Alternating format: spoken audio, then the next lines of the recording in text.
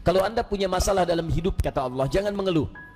Ayo minta solusi kepada Allah. Pertama, terima dengan sabar. Menerima dengan sabar memberikan ketentraman pada jiwa. Minimal jiwa tenang dulu walaupun solusi belum datang.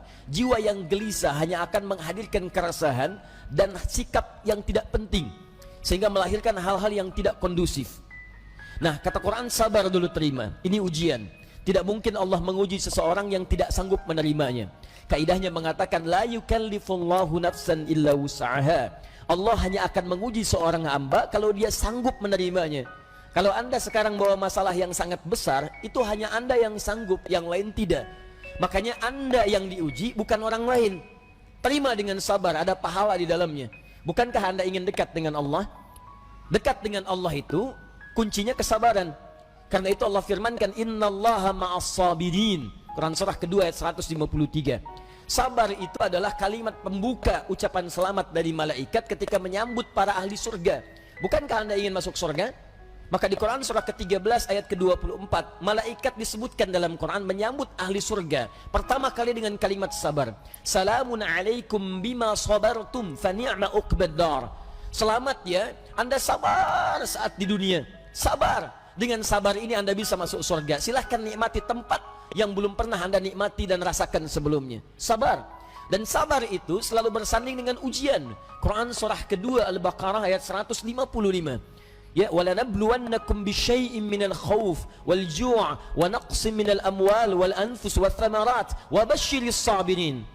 Setiap yang hidup akan kami uji dengan berbagai persoalan kehidupan, bukan untuk membebani, kata Allah, tapi meningkatkan kualitas kehidupan. Sebab seorang yang tidak diuji tidak akan ketahuan peningkatan kualitas hidupnya. Anak SD yang tidak ujian sulit bagaimana mengukur kapasitas ilmunya untuk layak masuk SMP. Anak SMP yang tidak ikut ujian sulit diukur apakah kualitas keilmuannya bisa enggak masuk dia ke SMA. Demikian dalam hidup, ketika kita diuji, hakikatnya Allah ingin meningkatkan kualitas kehidupan, bukan ingin membebani hidup kita menjadi banyak dengan persoalan. Ada yang gelisah, kata Quran. Ada yang kemudian berkurang harta benda. Ada yang makanannya kemudian belum didapati. Ada yang sakit sampai dengan wafat. Ada yang proyeknya mungkin diambil oleh orang lain. Tapi kata Allah, berbahagialah ketika Anda diuji dengan itu semua. Hal yang Anda lakukan pertama kali adalah sabar. Wabasyiris sabirin, sabar. Tapi yang paling menarik, sabar itu tidak mudah. Tapi ada yang lebih susah dibandingkan dengan sabar, yaitu khusyuk. Khusyuk. Karena itu ketika Allah menyandingkan sabar dengan khusyuk, wasta'inu bis-sabri was-salah.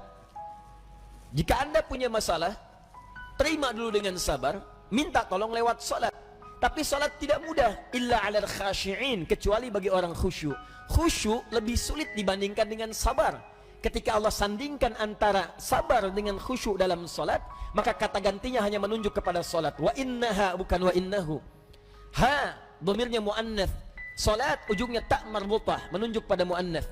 Maka kata Allah, menunaikan salat dengan khusyuk itu lebih sulit dibandingkan sabar, sekedar sabar menerima ujian. Kenapa? Dalam sabar kita masih bisa mengingat sesuatu yang ingin kita ingat.